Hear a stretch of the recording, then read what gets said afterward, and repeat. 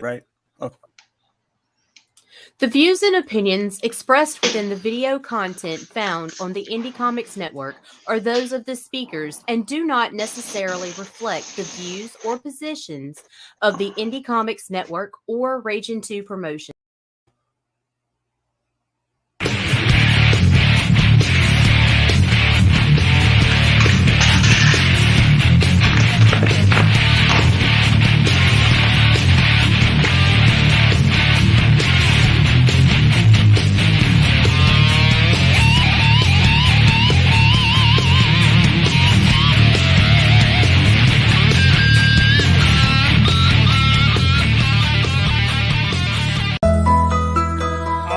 Greatest sorcerer of our time. He lives in New York City, and he happens to be a mouse, and he has serious evil goblin problems. In this 4-issue epic adventure, Oswald finds himself rescuing a traveling warrior gnome, Daphne, who seeks revenge on an evil goblin who murdered his family. A goblin that now lives with one of Oswald's neighbors, a giant spider. What will Oswald and his newfound friend, Daphne, do? Find out in the pages of It Broke Free and Couldn't Read, now on Kickstarter. All right, good morning. Welcome to Sketchy Saturday. Again, as you see, I am not Mike Jimmy. We're running a little short this morning. Mike's out there working the cons, like, we want him to. We want him to push those books, Mm-hmm. Also, Rodney Fyke's out with us today. He's also out there pushing his books. So it's a good day when you can go out there and push some comic books, right? Mm-hmm. What else can you do on a Saturday? That's right. That's right. So anyway, I'm Steve Michael Lanning, your local graphic translator. This little term I picked up from a Will Eisner book. So, and I'll be working this morning. I'm going to be working on some designs for the dispatches from outside the box, and maybe Sketchy Saturday. That the CEOs and everything said we need some more ladies on these cards, so we'll be working on that. Marv, you want to introduce yourself? Let us know what you're working on. He's silent. All right, well, you go ahead, John. Okay, I'm John Celestri. I'm getting close to a 50-year veteran of animation, classic animation, and comic book creation. Animated Boba Fett in the Star Wars Holiday Special. Worked on He-Man and She-Ra, Dragon's Lair and Space Ace, Rock and Rule, and a whole whack of other things. And now I'm doing my Bloodwing Angel Chronicles series, and I'll be doing some drawings for just a show and just to play around with how to use some of my panels to actually start creating animation from them. All right, cool. Awesome. Mar, are you back? Yeah, sorry, I was I was muted. I don't know why, but yeah. Hi everyone. I'm MarV. I'm a comic book creator of the Scene Killer that will be fulfilled in a couple of weeks. Yeah, this is, if you don't know the Scene Killer, here's the cover with that amazing logo up there. Sorry about the shitty quality of my stream today. But yeah, next week I'll have the proofs, the second set of proofs from XM UK, because the first one was just a mess, and I decided to redo the entire book during my vacation. So the book is looking good, and hopefully I'll go to Kickstarter in a few weeks. I want to show first the print, the book done, and yeah, hopefully things will go out as they were supposed to go. And yeah, I'm working already on the second book, and yeah, let's have fun today. Mm-hmm. All right. Well, Tuesday you joined us, John, and we were talking about Saturday morning cartoons and everything. Mm-hmm. And you challenged me to go out and find Coal Black and the Seven Dwarfs. Yes. I did find it. Unfortunately, on YouTube, you can only find clips of it because it is a banned cartoon. Yep. But I was able to find it. I watched the whole thing. And The thing about it is, do you remember? In fact, I went looking for Rochester, Eddie Anderson. That's yes, Rochester in the Jack Benny show. The Jack Benny show, and that's what it kind of reminded me of. You remember? What was it? Topper Returns, the kind of character he was a valet in that as well, but he was scared of the ghosts. Yep. And that's the kind of thing it reminded me of. Uh-huh. So I went to go check out, I was listening to some documentaries about him this morning because that's what it reminded me of. And they were talking about this cartoon came out in 1970, not 1970. No, 1943, 45. 43. Right. I don't know where I get 70. I think he passed in 77. That might be why. But so this was World War II. It was what, 2 years out from ending, I think, huh? Yeah, and in 1945, 1944, 45 is when the war ended. But you're talking about the Nazi. Everybody was fighting the Nazis, and that's when it came out. Yes. Yeah, it kind of reflects that in the cartoon. Oh yeah, well, it's all cold. I mean, they were all soldiers. Yeah. It was but I think of it the symbolism because you also had like Eisner's Ebony. Yes. Just because he was drawn a certain way wasn't to be. The cartoon's banned because it's considered to be racist. Is what it comes down to, but really it's just the symbolism of how something's drawn, or it's kind of a social satire in a way. Oh yeah, and as you can see that's a situation where I don't know. I mean, if I were to be really touchy, I'd say it's as caricatured burlesque as Chico Marx is for Italians. Right. Well, that's what I was thinking. Like Yosemite, and of course this was a Merry Melody. So you had you'd like your Yosemite Sam and your Elmer Fudd's or whatever the case is, are those caricatures that are just kind of these blown out symbols of stereotypes. Yeah. And I think we take them a little bit more seriously nowadays than we did back in the 40s. Yeah, well, I think it's also a thing of there is such a thing as being overly sensitive, and when you take a cartoon is an exaggeration of a physical trait, right? And so what are you going to do? You're going to say, no, we can't do anything because you can't make a cartoon of a character, of a physical trait. Therefore, you can't say anything, and it's all bad. Now that's at some point, can we just laugh? Right. What is the problem with that? That's a thing, and actually the characters were funny, but they weren't derogatory. Yeah, no, absolutely not at all. That's the thing. I mean, it wasn't like they weren't making fun. These were the characters. In fact, I bet you can find similar caricatured personalities the same in was it MTV videos with who's that rapper who is got it's not 50 cents or anything. It was a African American. It was all hip hopper, and he wears a clock around. Yeah, Flav. Yeah, Flav is something. Yeah, Flavor Flav. Yeah. Yeah. Okay. If that's not a caricature of an African American, then what is? Right. You're playing that. You're also playing the. So anyway, so in that, it's the same thing, and it was all, the voices were all in Coal Black and the Seventh Dwarf, they were all African American actors, and they really played it very well. Right.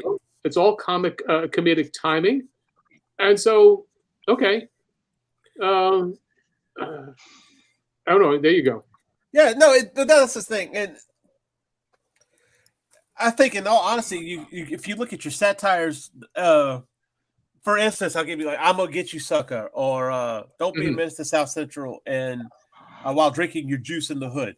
It was all a joke or satire. We all do it. It's how it is. We always, even ourselves, we make caricatures of. So the fact that it's banned is just is overly sensitive, honestly. Yeah, and there's where we. I'm sorry. We lose the ability to I don't know, be caricatured, or to have fun. I mean, listen, how many times is an Italian American, mafioso, is caricatured in any way, shape, or form? Oh yeah. And that means that we're not supposed to do that. We got to be very sensitive to that. Well, but then, if you're derogatory towards them, there's a difference between satirizing and having a caricature and really making them look less than human. Well, you kind of dealt with some kind of the mafia types in your book. Were you hesitant on how you portrayed them, or portrayed it? Well, which book are you talking about? Because well, you did for Bloodwing Angel, right? Bloodwing Angel. Well, these guys, they're mobsters. They're vampires. They're caricatured. As symbols. I mean, you just you if you're going to be realistic, well, then it's realistic. That's a different situation. But with what I did with the 1717 Club is I had the different types of facial expressions or body types and went with that. I had no problems, with making my characters, with pencil thin mustaches and cigars and things of that nature. Yeah. So I mean that's just how often you're going to express it without it being so bland that you might as well not do anything. Right.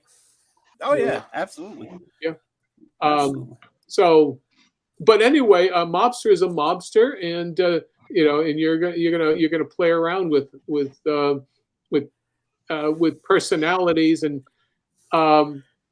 but the thing is with what was your feeling when you saw that cartoon with Coal Black? I enjoyed it. It is a very animated feature. I mean, I was looking at it because the entire time, every character is just, I guess that's what it's as an artist. Yeah. It did. I wasn't offended, but watching it, though, it's a very animated, it moved very well. And I didn't take anything as being derogatory. Now, she was a little bit of a tramp. Well, but okay, so the character is a caricature, right? Yeah, but she was a tramp. They weren't saying everybody was a tramp. Yeah, and it was for the sake of the show. It wasn't like they were making a comment. It was none of it was. That's the thing. It didn't come off to me as I'm making a commentary on this society or this part of society or anything like that. They were just having. It was just fun. Yeah, it was just fun. They weren't making fun of anybody.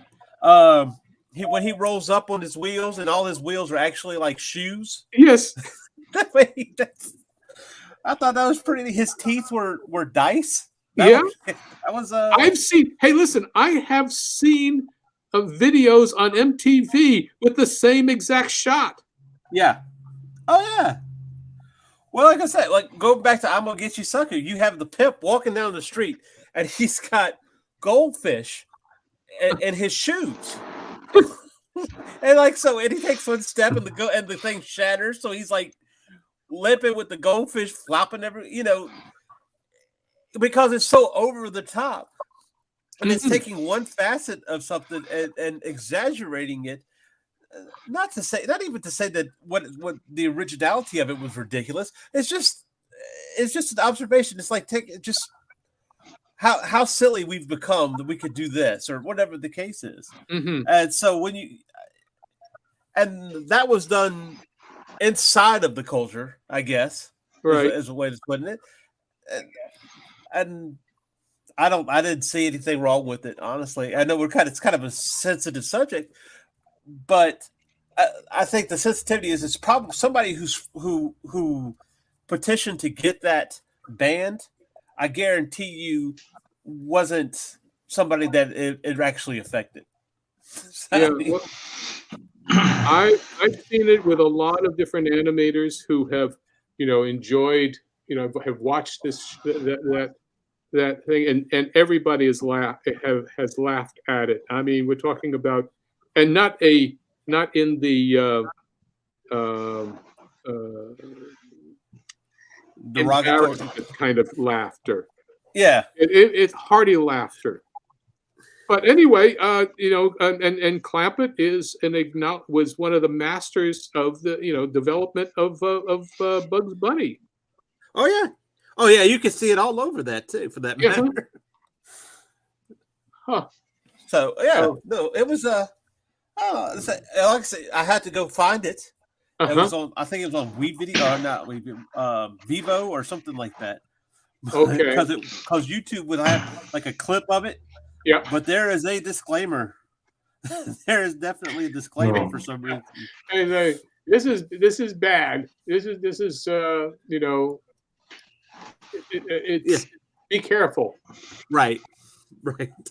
But see, and that kind of stuff is ridiculous to ban things like that, because regardless of whatever the case was, whatever the thought, it's kind of like banning Hitler's speech. The broadcast he made, and say, oh, nobody can ever watch it because who he is. It's Hitler.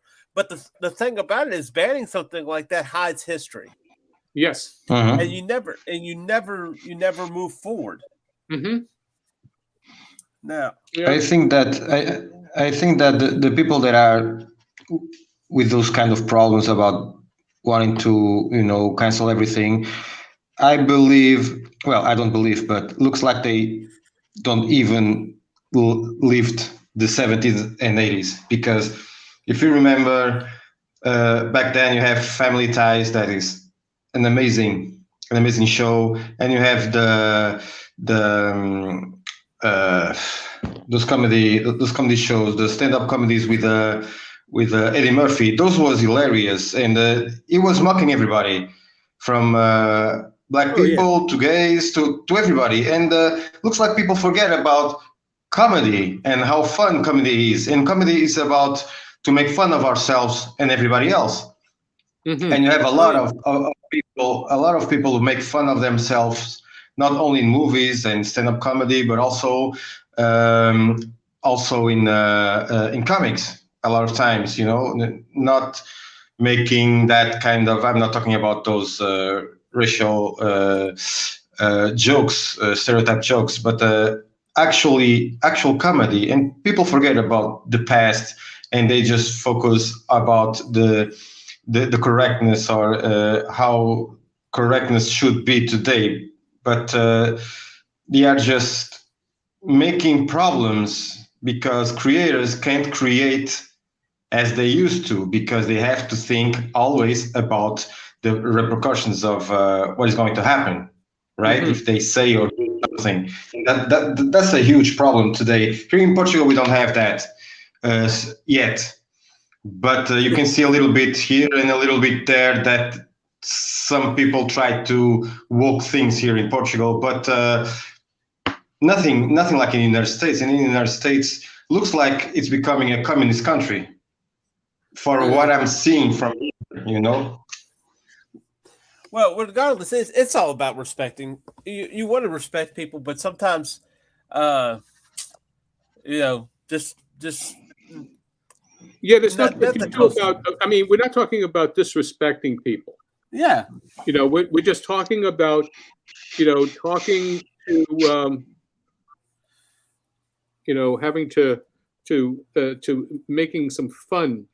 Right. Yeah. There's no anymore. There's no fun anymore because people are always thinking that it's an insult every single joke, But let me put it this way, and let's put it this way. This kind of culture existed before to some extent, and that's why you have your shock cultures and people come out and they blow up because they do something that is anti-cultural or whatever the case is. So all this has set up is you can do what you want to do, and people will have controversy about it, and controversy sells. So that's how you end up looking at it. Do what you feel right. Do what you want to do. But yeah, it was I liked it. I'll tell you what, the animation in it was really neat. Yeah, because they were bouncing, constantly bouncing. I thought, well, that had to take a lot of time to put together. Oh well, yeah. That was your classic, time frame, and you had that was kind of like the epitome of Warner Brothers cartoonery. Yeah. So, nice. Yeah, awesome. So let's see. What am I doing here? I've got my cartooning. I'm trying to just pose things out here and move my characters around. I was thinking about this the other day. Working between paper and digital, and trying to. I used to try on digital to draw the same size that it would be on the paper. Yeah. And I guess I kind of had a problem deciding on trying to break free and use the tools that I actually have.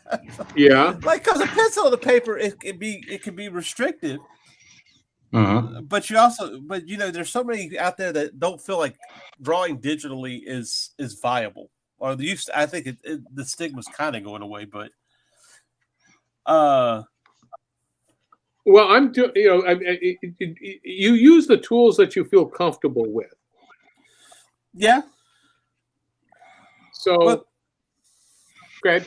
No, well, just like okay, if I wanted to get in on her face more on here, I could just take that, enlarge it, or whatever the case is. Yes. And that used to bother me because it's kind of like, well, that's not how it would be on the paper, and that's how I would draw it on the paper. But now I've gotten to that point where, okay, but this is here. It's not on paper. I can do that here. Let me go ahead and do that here.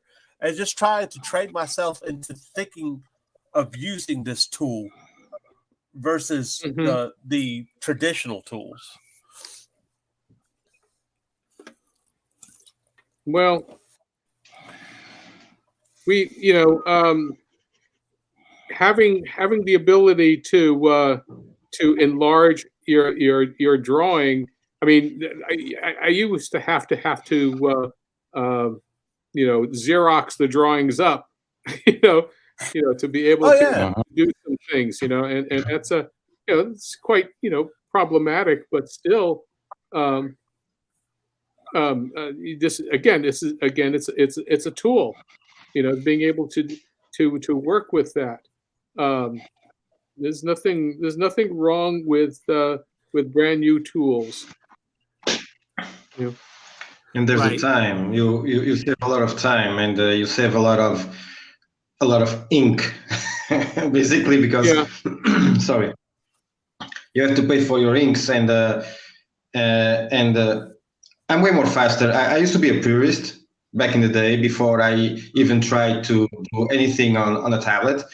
And when I start drawing on a tablet like I draw traditionally, I said this is the same thing but with less mess. I'm not messing around, and if I have a mistake, I can easily correct that. So yeah, it's about the tool, because back in the day there was no way to speed things up, and everything was done. I heard Glenn and Randy talk about how they did their stuff back in the day with the help of no digital tools, and that must be a nightmare. And John, you can talk about it, because back in the day it was you took a lot of time, but today you can work on 3-4 projects with no problems, because you can speed things up. And this is just a tool. Yes, this is just a tool, and a good tool, because you can make sure that your time is spent the right way. You're fast, and you can have everything done faster, and you can get more money from your work. Yeah. Well, I would. The thing that I'm doing right now is still learning how to focus with this. It allows me to rough out things that I weren't able to do before, in terms of, just having it already in the computer. Yeah. But I will say one thing, and this is in defense of the of paper, and that is, I have the ability to be rougher. I mean, again, it depends on how you're what you're used to. For example, I did roughs, and but then I'm also doing cleanups, and when I've got drawings like this here, I prefer the paper texture. Okay. And then I scan this. When I scan it, if I were to try to draw this on, with the tools that we have,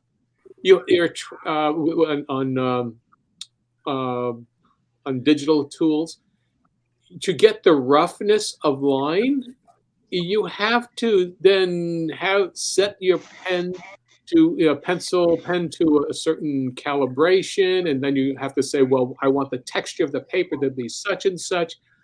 There is so much, math involved. I say, gotcha, okay, I'm not going. Why? I mean, let me just draw the damn thing. I mean, what is it? Right.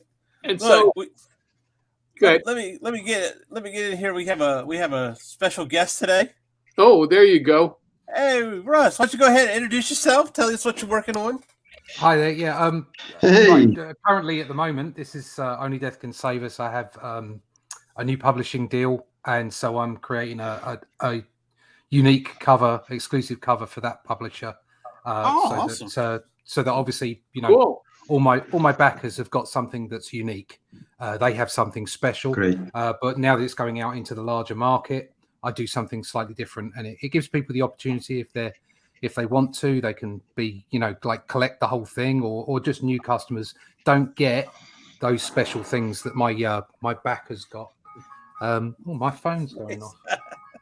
It's going off somewhere. Sorry, that's really annoying. 2 seconds. Hold on. Okay. Okay, this is live show. That's really annoying. It's a live show. Stop. Yeah. Stop. This is what happens. There we go. I'm back in the room. There we go.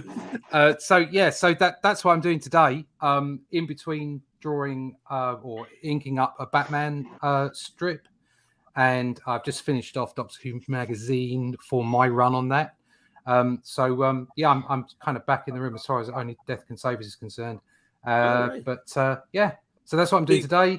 You can find out all about me at russleach.com. There you go, nice and easy. So, can you tell us who the publisher is, or is it kind of? New Haven Publishing. They're into music biographies and that kind of thing. They've just done something with Aerosmith, so they do quite a lot of that kind of stuff. But they want to branch out into other places. And the editor on Only Death Can Save Us, Tim Quinn, who used to work for Mário, used to edit for Marvel. He's got his own books. I work with him occasionally for a comic book for a Liverpool-based charity, Liverpool Heartbeat, and I did something about the Queen recently, and we've also just done one about about Everest and the latest climb on Everest. So they're educational comic books, and he's having those published via New Haven. They were interested in getting into kids' books, but they're also interested in exploring the graphic novel market. So they approached me, and I said, well, why not? Let's give it a go. So Yeah. Nice. Are they from the UK? Great. Thank you. Yeah. Are they from the UK, the publisher? The publisher is UK, and I think they're in Sweden, but they're global, so they have a global reach. So the distribution, the distributor is global, and so they're out in Amazon, Barnes and Noble, Waterstones, all those kind of places.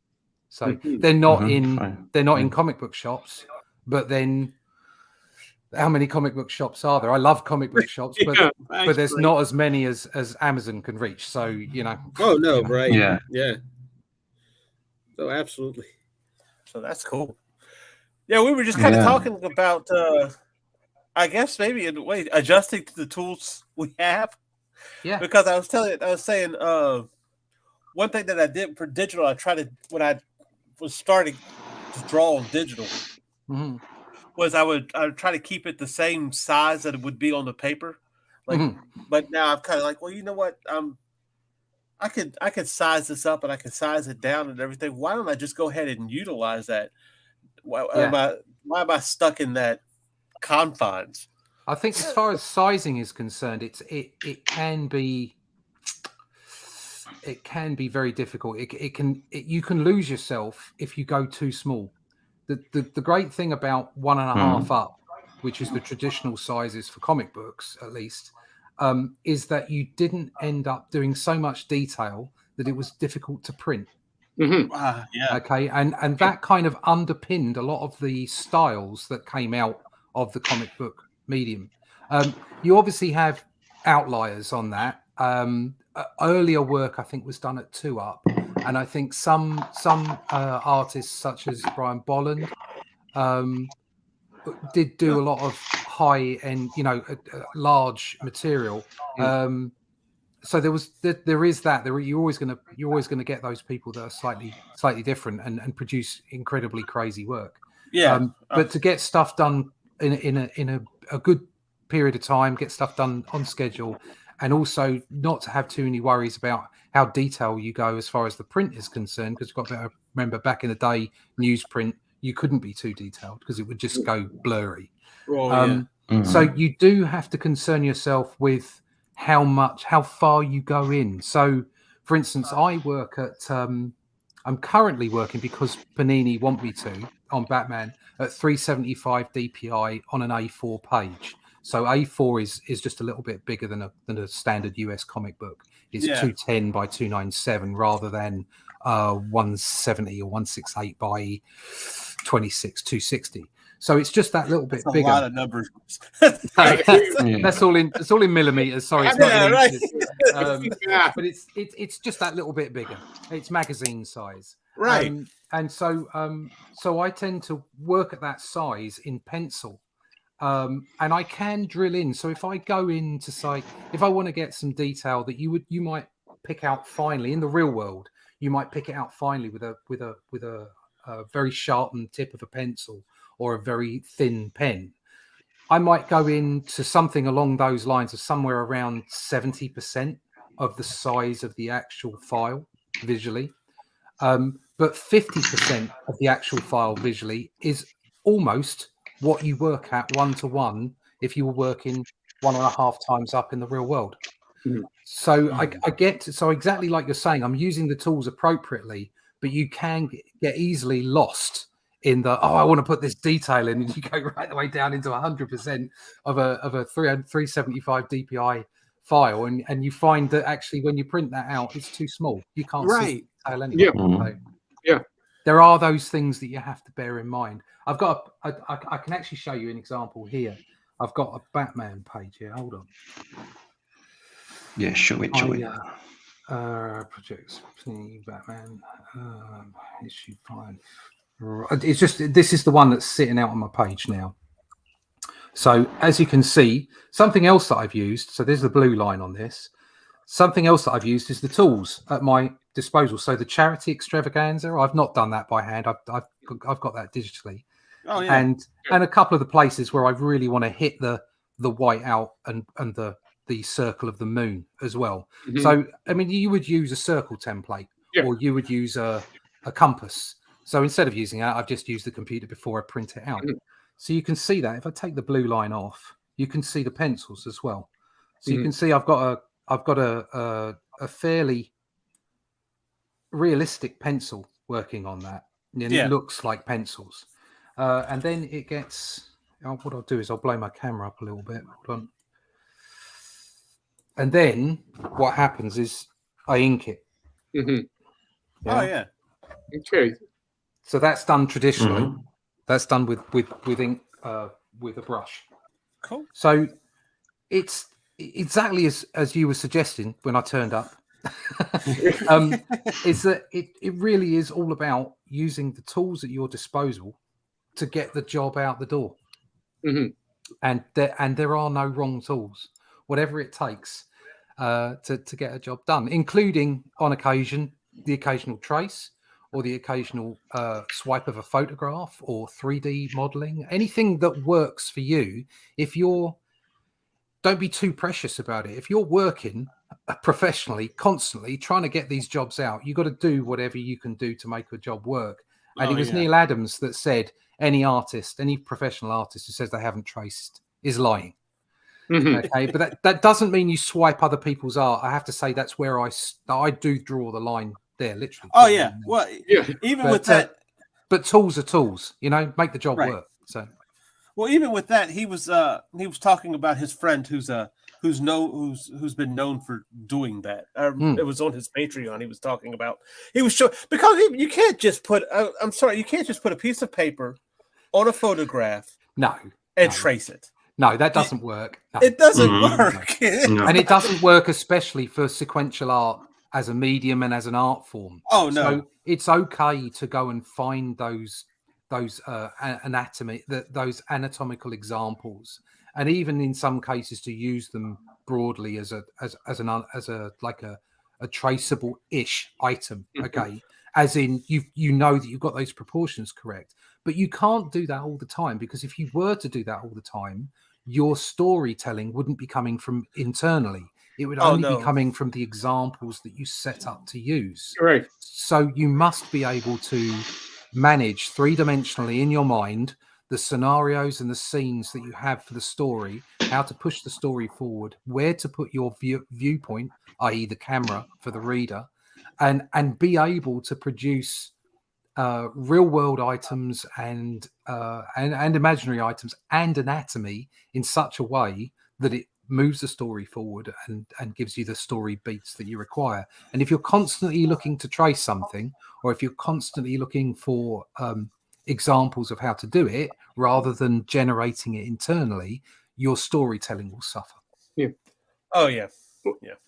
And the thing about it is that if you are constantly copying, or you're locking yourself in the same way that motion capture locks in animators, you can't go forward, you can't push the envelope, and actually people don't really realize how plastic the human body is, or any natural body is. The amount of plasticity that happens, because we're not stone. We are flesh, and we are stretching. And a case in point, watch any boxing match, which I don't know if you haven't, whatever it is, just look at the jaw and look how things move. Yeah. Just that little fraction, that 1/24th of a frame. Yeah. You know? Just knowing the anatomy, the technical anatomy of humans or whatever it is you're drawing, isn't enough. You need to understand posture, body weight, and body language as well. You need to take all these things into account. Yeah.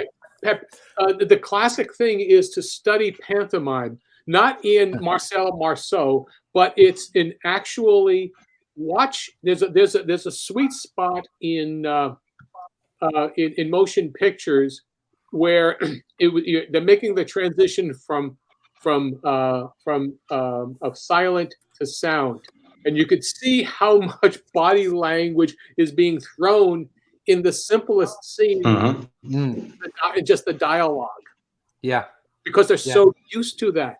Because they had to convey it. Yeah, camera. Yeah, no, that's, and if you're much like, I mean, I know that you would know this completely, John. But as per animators do, if you're drawing a comic strip, you need to act it out in your own way. You know, the amount of times my wife has come in and said, "What are you doing?" and my face is contorting, or I'm putting myself in because I'm acting. I'm thinking, how would somebody respond to this? And if you're not doing that, if you're not at least, even if you're not acting it out physically, if you're not thinking about those kind of things, then you're probably not telling the story properly. You it is about emotion. What in anything that you do, laying out the thumbnails of sequentially of what are the best ways to approach something, and I'm not talking about doing whole mock-ups. I'm just talking about real squiggles, little basic things that you will read as a silhouette from 5 miles away, basically. If that's the clarity you need, because actually in comic books, you need to be able to be interesting. Your eye needs to be able to feel that they're getting some kind of entertainment from the image they're looking at. A head-on shot with just dialogue, you might as well just print out the words on a page and present that, not bother drawing it. Exactly. There are so many ways of doing it. I was I was watching a documentary on the Neil Adams and Denny O'Neil run on or multiple runs on Batman, and they were talking about how Neil Adams had composed the page and what have you, and even when there were quiet times, just when Batman's swinging through the city and thinking to himself and what have you, it's still so very visually engaging. And there were other artists. It wasn't just Neil Adams that did this. There were a couple of previous artists that did the same thing. But that was where things started to change, and in comic books, specifically in the Bronze Age. And just having that access to, in your mind, to the library of, emotions and positions and what have you of good acting anatomy, it's vital. You can't do it, and it doesn't matter how simple your style. It doesn't matter whether it's two dots and a line for a mouth, or the best drawn head in the world. If it's 6 panels of heads in the same position, it's dull as dishwater. It's as simple as that. Yeah. Well, and being able, it's amazing how you don't have to do a lot of extreme posing to do that. There was and I'll just say, being able to tilt your design head wise and give an eye expression. You can play everything as a close up as long as it's interesting. Yeah. that is the thing. But I'll guarantee you that a great deal of people have never explored the angles and the tilting of the head of the design and how to manipulate the muscles that they've used, that they simplified into their design, and being able to use it to create expression. And you could be either broad or subtle, but you could still do it. But I bet you many people have just said, "Okay, I've got the design, and that's that." Yeah, well, it's harder doing that.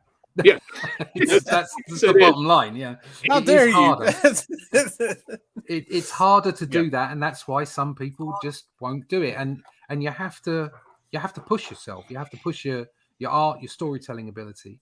But it's like you say, it's about angles but also the way that you display those things. I've just shared now Wally Wood's 22 panels that always work. Oh yeah.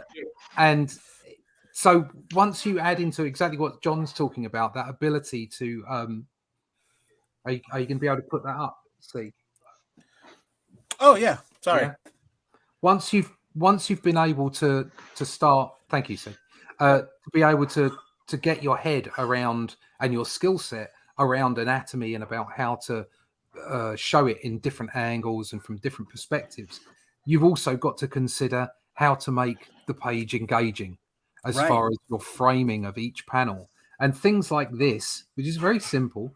But these are 22 panels that always work. It says it on the top and it works. It so does. If you can grab hold of one of these, if you're out there listening and you want to do comic work, find this and make sure that you analyze it, okay, and drop some of it into your stories. Something else that I was told as well is that I can't remember exactly where I got it. I'm sure it's somebody famous. Your page, as a rule of thumb, it doesn't happen every time, but you need to have at least one full figure in your page. Larry Hama. There you go. Now the Larry full figure might appear in a small panel, or it might appear in a big panel. It doesn't mean it has to be like one big figure that holds the whole of your page. It just means that if you're doing that, it means that you're going in and out with the camera, with the perspective, with the view, so that you generate a feel of space within what you're doing. So look, there's so many tips and tricks out there from the greats like Hammer and like Wally Wood's stuff here. So check it out, kids. Oh yeah. Well, just looking at this, and I know on there it says what and the dialogue just says close up and tilted angle and everything like that. But just looking at it though is still engaging. Yes. Even you don't even know what the dialogue. There is no story here whatsoever, and yet you're following each panel because it's really engaging. Exactly. So it does exactly what he says. It works. It damn well works. And the amount, again, go and check out How to Draw Comics the Marvel Way. And although there is some naive stuff in there, there's some truly genius stuff in there as well, especially at the back where they're talking about page composition and they're talking about drama as well. And there's just this two pages, the page that they suggest isn't right and the page that they suggest is right. And that's about two people talking in an office. And the final panel, instead of the two people engaging, you can see both people, it's one person turning back to the other in the midground, and in the foreground, just the person's hand with a cigar in, I think. And just that one panel illustrates drama. It illustrates why you should think about what you're doing and how you compose a page. So kids, go buy. There you go. Book. Yeah, absolutely. Absolutely. So let me ask this question. We're talking about panels. When you look at a page, how do you decide? Okay, let me kind of lead in with this because this is what made me think of this question. It might have been Toth, I don't know who it was, but didn't like the way the panels that the Prince Valiant artist, and I can't remember his name right now, chose to represent in the Prince Valiant comic. He just, so how do you looking at action or looking at your script, do you choose the best way to present those those actions in your panels. It depends on how much dialogue you or what how much of your story you're trying to say in that time frame. Prince Valiant was basically a storybook, and it was done traditionally the way most it's also a pulp comic, a pulp novel approach, because pulp novels of the 1920s and 30s had accompanying illustrations, within the text, and there'd be a full page or a half page and of black and white, pencil drawings, but really nicely rendered drawings, and they would depict the scene. Basically.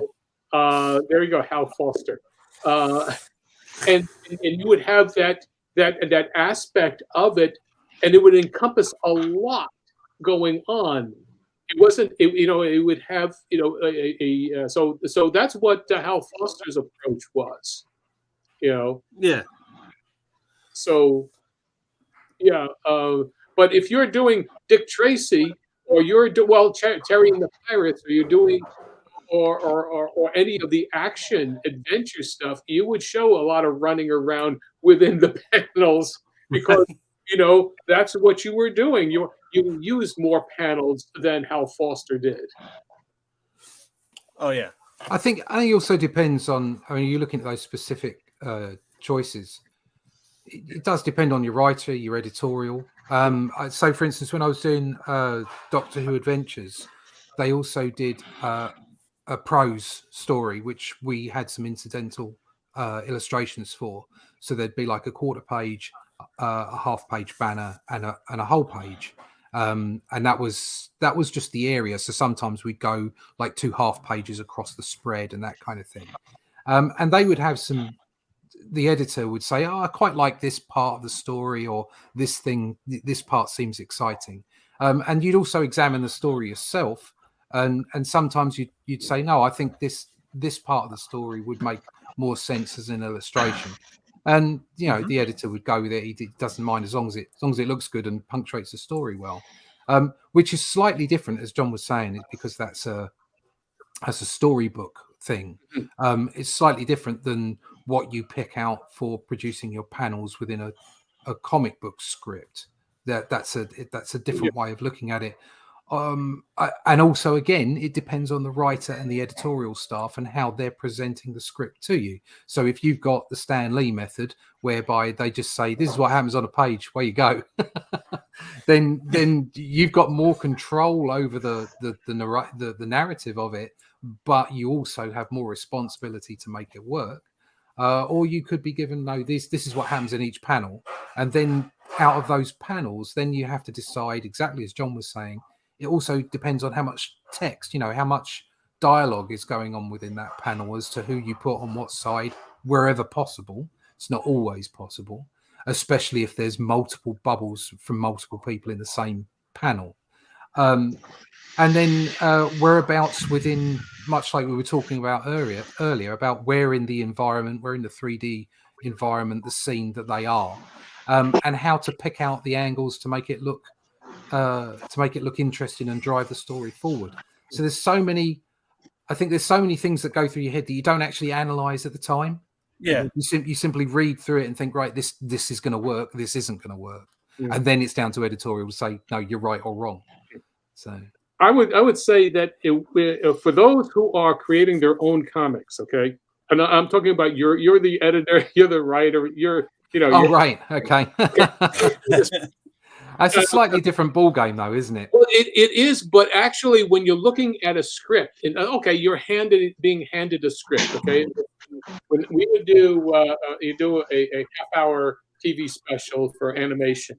Okay, you have sequences.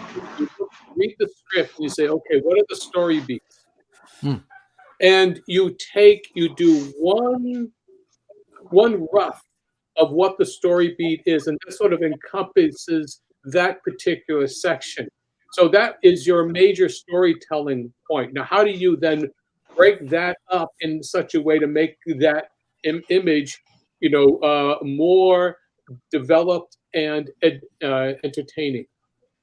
And so once you think about as a comic book story, how many pages will you need to get that story beat across? But you're still looking at one scene, one major drawing that tells you what's going on, and then you break that down, and that's how basically you get a script. Now, here's the thing: is that comic book writers, unless they are visually oriented, they don't think about that at all. Unless they are well versed in the visuals, they'll tell you all kinds of the same problem with animation scripts. They don't think in terms of what it takes to draw this scene. You can type out all kinds of imaginary things, but think in terms of what it's going to cost to do something, in terms of time and labor and design and all of that. You have to understand in creating in a project what the next person is going to have to deal with. If you don't know that, you're not going to get the most out of your script and your project. You have to know what everybody has to deal with, creatively. So, anyway, so that's long-winded, but I'm sorry. That's fine. But you're absolutely right, because as the art, if you're in you're talking about being like your own creator, you're doing all the work, all the creative lifting, as it were. But even if you're in a team, you have to think about that exactly. So as a penciler and as an inker, you're thinking about what the letterer has to deal with and the colorist has to deal with. If you're in that, if you're in that order of combination. So absolutely right. But yeah, I mean, picking out those things, I think after a while you don't necessarily analyze it. You just kind of find it. Do you know what I mean? It's just part of the job. It becomes kind of instinctual. Yeah, I think it becomes muscle memory, and it becomes part of your, when you become professional and proficient at it, then you just instinct. You don't. It's not an instinct. Is that what needs? It's like knowing how to walk, how to swing a bat, how to throw a curveball. Yeah, all of those various things, how to do your jump shot, whatever it is, as an athletic thing. The brain, the creative muscle has been exercised to the point that you know what needs to be done in the correct order to get the most out of it. Yeah. And that's basically it. And that's where everybody who has failed to complete their, I'm going to say 10,000 hours of development in your talent. That's where people keep, trying to bite off more than they can chew, and they keep biting their tongue and their lip, and there's a lot of blood flow. And wasting of money. That's where the biggest problem is in terms of production. Is because the people who make decisions sometimes have no concept of what it takes to do the project. No, yeah. But anyway, yeah. I will say one thing. In terms of the grit, the actual, using the tools for, digital tools for animation and such. When we were drawing just on a 12, sheet of by this was an animation piece of paper, animation bond. This is 10.5 inches by 12.5 inches, and the drawing is created. We would animate not for reduction but for blow up. All of those incredible 1930s and 40s feature films were done on basically 12 field, that sheet of paper, to be blown up 30 feet by 40 feet. And so pencil control was and pen control was of utmost importance. When you have those close-ups, think of what it takes to maintain that design and those shapes, and being able to create an expression over a period of frames. Right.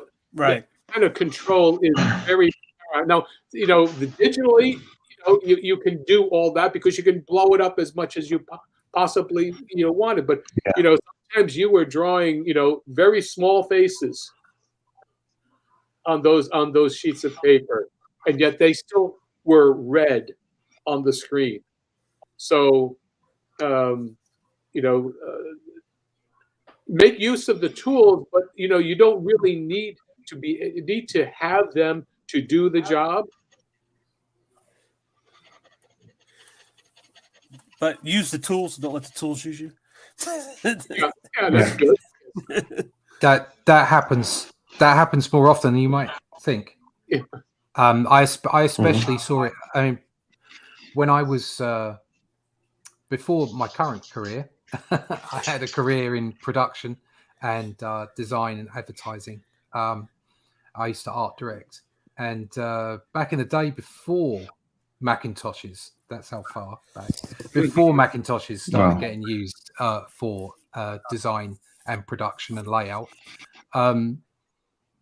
the first thing you reached for was a pencil. I mean, the amount of designers who weren't very good at drawing is, most of them, because that's not what they're there for.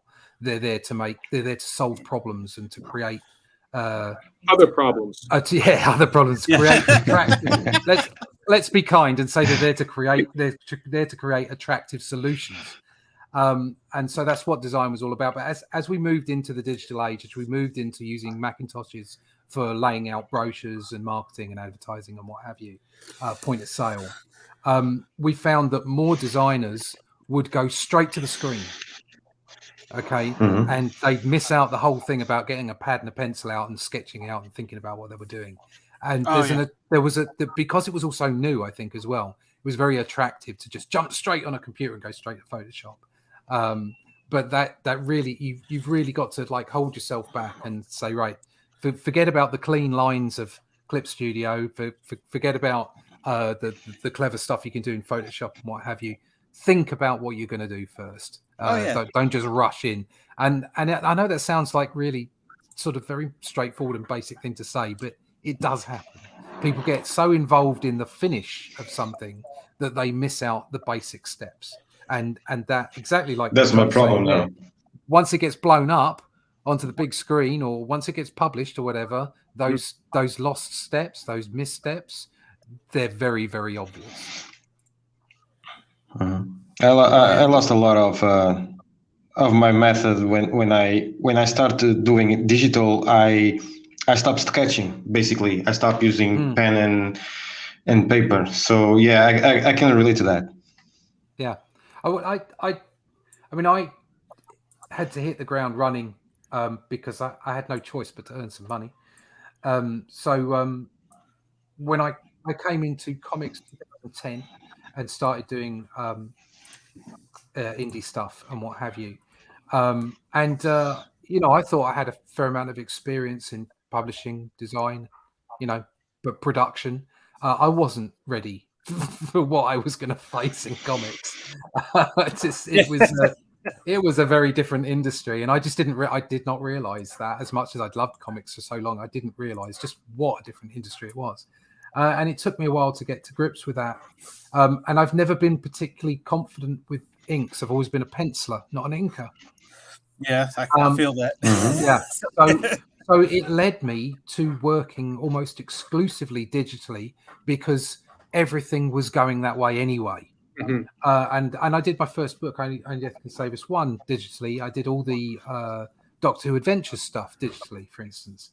The Ben 10 stuff lent itself to be digital because it was so design orientated. It was a very clean line kind of style. But for the first book of Only Death, I started to do the occasional printout of my pencils and inking it traditionally. and found that bizarrely I'd learned a huge amount from what I'd been doing digitally, and that I'd become that little bit more confident with a brush.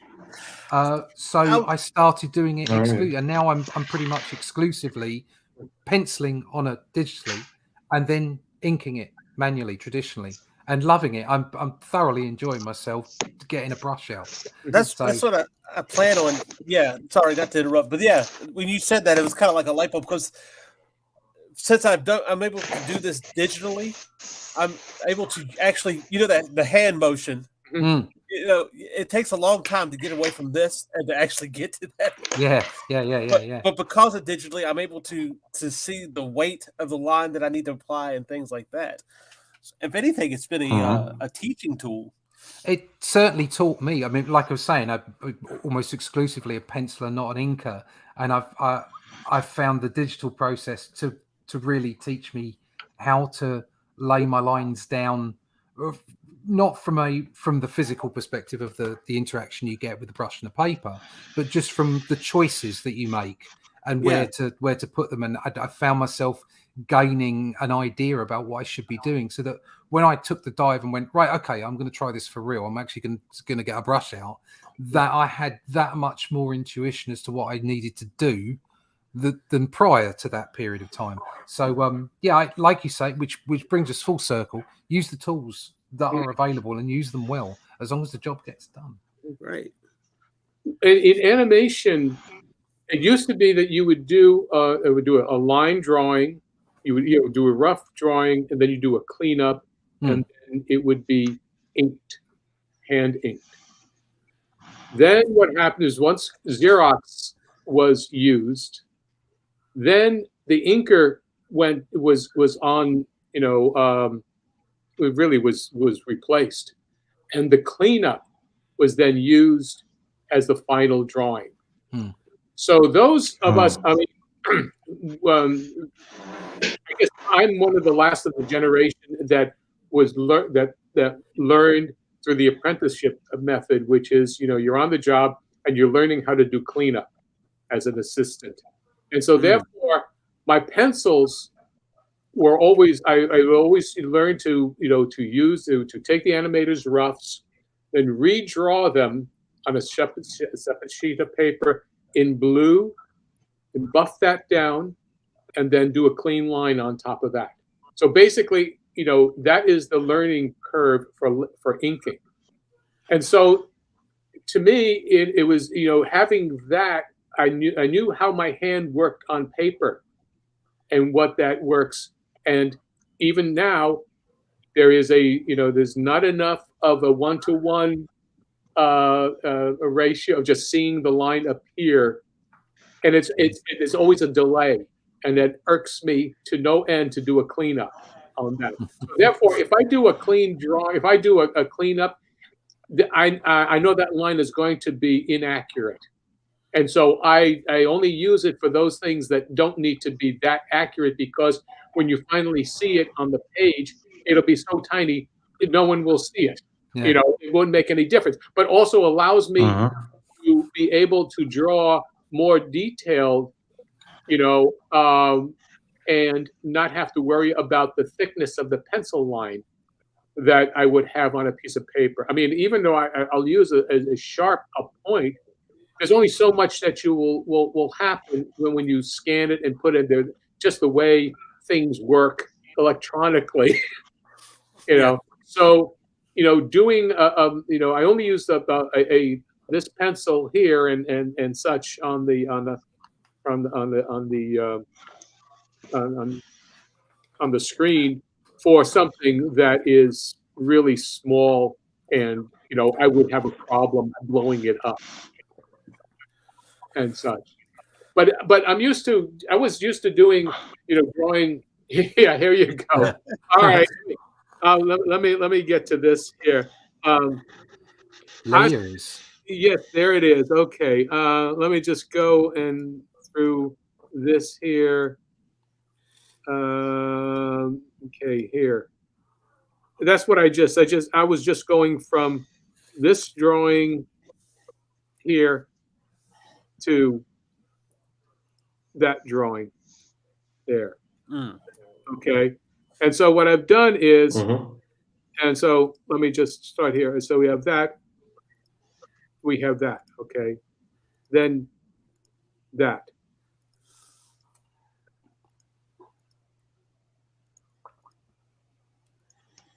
Ah, okay. That was this. This is basically a sequential analysis of how somebody moves from that position to that position. Mhm.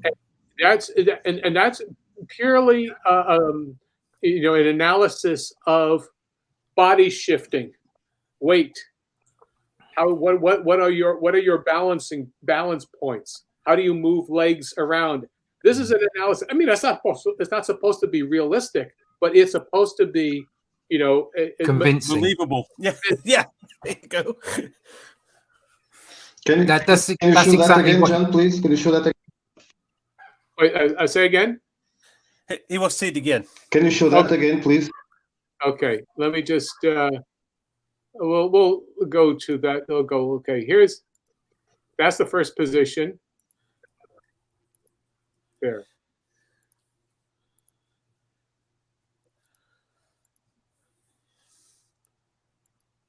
Okay.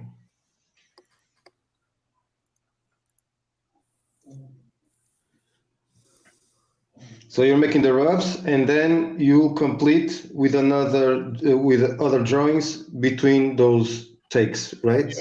If you Between could those see, frames. here's the these. This is how I started with. I took that drawing, and then went to that. Okay. Oh, I got to put that. Mhm. There you go. Nipocalypse. Yeah, I that one there. There you go. So I did put the band there. But anyway, yeah. So basically, it's just an analysis. This is how I did the original. These are the pencil drawings for for these two panels. But as an exercise for today, I just wanted to show how you can take your panel and start moving that into an animation pose, but thinking in terms of how you can you get from one position to another. Right. Okay. What were you, Rush? You're about to say something when we were talking about convincibility, or Yeah, convincing. Yeah. Word, that's what you've got to do. It doesn't matter whether it's animation or sequential art. Obviously, they come at it from slightly different angles. But you have to convince your viewer, your reader, your consumer of the world that you're depicting. Mm. So that's why style is not a game changer or a game breaker, should I say. Yeah. So when you say, oh, your style is stretching a piece of anatomy or is doing something unbelievable, well, if you can convince the eye, if you can fool the brain into a situation where it doesn't break your it doesn't break the connection between you and the story, you're not thrown out of the world, as it were. Mm-hmm. Then it doesn't matter what your style is. So for instance, look at a style like Mike Mignola compared to a style like, say, Brian Bolland. Okay. Two completely different styles. Okay. Two 2000 completely AD. 2000 AD, Judge Dredd, Judge Death. Okay. Yep. Two completely different styles, two completely different approaches to telling comic stories, and yet both of them equally engaging, both of them equally convincing. You could, if I don't, I'll say this, I might offend some people. Somebody naive might look at Bolland and go, "Well, that's better than Mignola's. That's better." Because the anatomy, because of the body, the anatomical structures, the things look that little bit more realistic. Okay. But it's not about that. It's about convincing. It's about drawing you into the story, pulling you in. and both of them are equally great at doing that. And it's style that differentiates the two of them, not the quality of the storytelling or the ability to tell stories or the ability to convince the reader of what's going on. Right. Oh, if you look at like Mignola, he's a master of planes and layering. Mm-hmm. And it's the same thing with Boland. Even though he's, I guess, considered more detailed, it's all about how he sees the subject. Yeah, and it's there's a lesson in there. We all suffer from it. I suffer from it incredibly. Looking at other people's work and going, "Oh, that's lovely. Look at the shiny thing. Must have." And you think that style, that little bit of style there, I must put that into my style, or I must. Yes, it's okay to go out and be inspired by those other people's styles and even nick some of the stuff they're doing, but only if it works with your style. And you must find your individuality in your style, because if you don't, you won't stand out, and then you'll be forgotten. And when I say forgotten, I mean you won't be able to tell the stories you want to tell because you'll be just like everybody else. And you want your stories to jump out. I'm not interested in fame and fortune. I don't care if my name is forgotten, as long as possibly somebody reads my stories, that they mean something to someone. And if you don't apply your individuality to that, you can get lost. So it's vain, it's hopeful, but it's it's the way that I see things. So it's important, if for nothing else, for you to feel like you've got a unique style. And certainly if you look at someone, like I say, if you could look at an example of Brian Boland compared to Mignola, you can see where style has made them unique, but they both have so much in common as far as the ability to tell stories. Oh yeah. And that's the thing. What was I going to say? Like you said, there's a lot of people out there trying to make things look cool, or trying to make them look like somebody else, or like like for instance, there's a lot of talk of them people out there trying to do the '90s style, or whatever the case is. And okay, that's fine, but is it also you? Yeah, the '90s style was everybody trying to be Jim Lee. Yes. That's what the '90s style is. And some people failed at it quite badly. And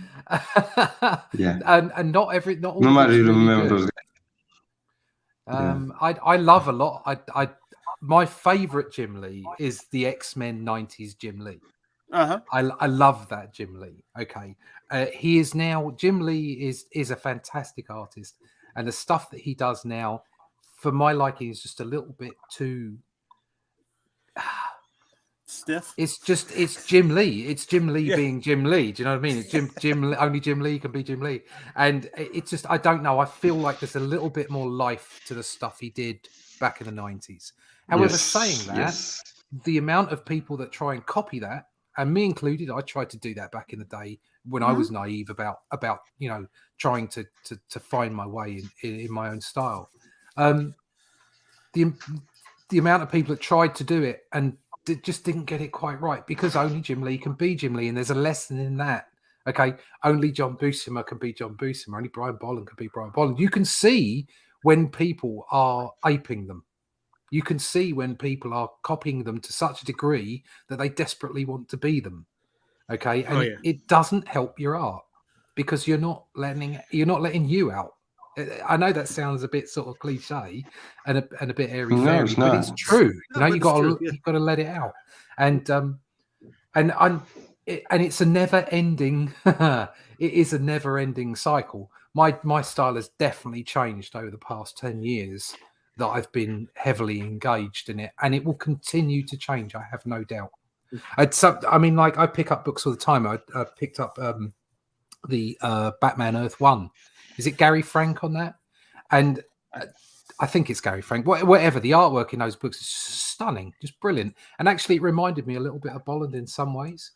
And and it had a sort of an immediate effect on me as to what I was doing, and I had to find myself pulling myself back and going, no, don't draw like that. Do you,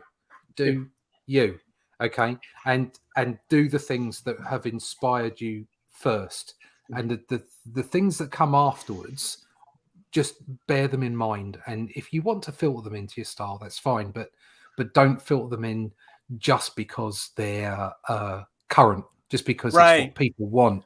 Do you, and you will stay you for the period of time that you are drawing. I think when you're attracted to a new artist, you're attracted. I mean, especially a young artist, which what they were. You're talking about the image group. It's the energy.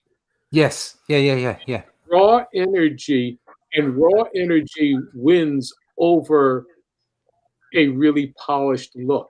Yes. Every time. So, if you can, once you are attracted to something as a creator, as a neophyte,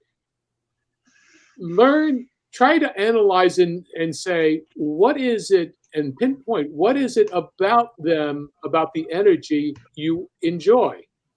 It's not just the way they hold their pencils, or what number pencil they use, or what kind of ink they use, or what tablet they're using. What is it about the way the elements come together? If you can understand and analyze that principle, then you can say, how do I relate to that? And how can I polish my abilities, my energy? Yeah. Because it's all theory. So if you can understand the theory, you can then use that to develop yourself. Yeah. Yeah, spot on. Yeah. As sort of a semi example of that was I love John Buscema and Sal Buscema, actually, but I love John Buscema's art. And for the longest time, I didn't realize what an effect Joe Sinnott had on me as the inker for so much of the John Buscema work that I'd seen. And it was only once I'd really got into the Fantastic Four by buying old Essential books that I realized just what a run Joe Sinnott had over all those different pencilers, and how he had molded it into a certain look as the inker, as the embellisher, back in the day when inkers were embellishers, not just inkers. And you really have to find out those things. What are the things that attract you? So if you find, exactly as John's saying, if you find a style that you love, what is it that's doing it for you? Exactly. And it's pretty exactly as John says, it's 9 times out of 10, it's about the energy. And that's what you should be trying to get into your style, into the way that you draw, just energy and flow and excitement. And it doesn't have to be all big scenes, just that drawing of people in, like making it something that people want to see, want to read, want to follow. Yeah. Because many times the danger is that you will do something that is so energetic, and then you try to refine it, but you step over the line and you've lost it. Yeah. And the thing about it is, when you're trying to think too much, that's when you lose your energy. Yeah. It was John. Yes, indeed. David. Yeah. Who did V for Vendetta? Is it David Lloyd? It's John Lloyd. So one of them's a tennis player, and the other one's I know because I've been published with him. But I can't remember. Mr. Lloyd. I was watching something that he was talking about a cover. He was talking about the energy of the illustrations that he was doing, and he was basically saying what you've got to watch for yourself when you're putting comics together. Lloyd. David, that's it. I knew it was one of them. I'm just terrible. Sorry, David. If you do happen to be watching this, really sorry. I really should have known that. I'm so awful with names. Is that he produced this sketch, okay? And he said, look, there's all your energy just in that one sketch. All your energy is there. He says, I'm going to refine it now. He says, I'll refine it into a decent pencil. He said, and then I'll refine it with the ink. He said, and every time you move a stage away from your original sketch, you lose energy. Mm-hmm. So you have to be really careful about those levels, about what you're doing to that original sketch is, because all the movement and all the energy is in the loose lines of that original sketch. Mm-hmm. Yeah, and the problem is that when you try to, make the line pretty, that's what's killing the energy inside. Because what you're doing is you're confining the energy within that, in that form. So you need to allow the drawing to stay loose. Definitely, and definitely. What you're doing, you for are that conviction. drawing it. You have to have the mindset of saying, okay, I gotta keep this energy going. I have to say, how does that energy affect the shape of the element that I am drawing? It's kind of like an eyeball. Well, what's the energy of that eyeball? So it's almost like you're infusing that shape with the energy. And it takes a great deal of practice and hand and eye control and just awareness of what you are doing, and so it's not an easy thing, no matter how many years you've been doing it. No, you're constantly progressing, you're constantly second guessing yourself. Yes, definitely. Yeah. Yes, absolutely. All right. Well, we've gotten to that time. Already? That time. Already, yeah. That time. And now it's time to say goodbye to all of our company. MICKEY. MOUSE. Yeah. So I guess I'm going to start from the bottom. Don't say John. Okay. Yes, on my screen. On my screen. There you go. So if you want to see more of my work, I've got a Kickstarter. You can go check out my page there on Kickstarter. It's Bloodwing Angel Chronicles, number 3, John Celestri, and just type in Bloodwing Angel, and you'll get there. I've got the campaign is going, and help me out. Thank you. And so, but you can also see me at Celestri John and on my YouTube channel, John Celestri. Also, you're going to be somewhere special tonight, right? Oh yes, tonight it's with the House of Bob, and we're going to be talking about why do let's just talk adult and sensuality and sexuality in comics and how you make use of it, and be adult about it. Yeah. Russ, let us know where we can find you.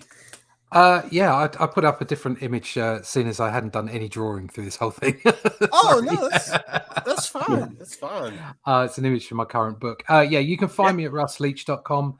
There you'll get all the connections to all my social medias. I have a YouTube channel which does have some great content on there. There's some lessons and some tutorials and bits and pieces that work through my work.